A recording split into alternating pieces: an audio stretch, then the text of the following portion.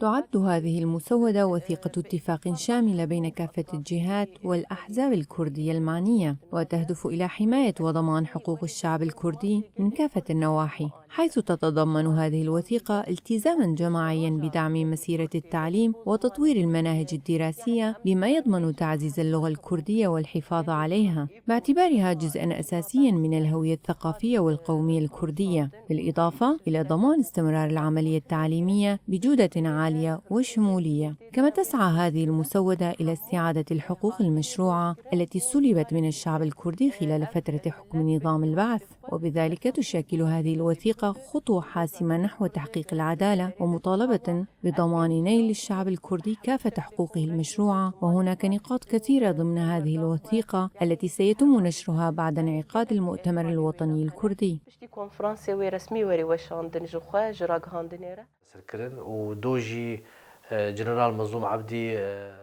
أعلن الجنرال مظلوم عبدي يوم أمس الموعد الرسمي لانعقاد المؤتمر، ونحن كلجنة تحضيرية نؤكد جاهزيتنا التامة لعقد هذا المؤتمر.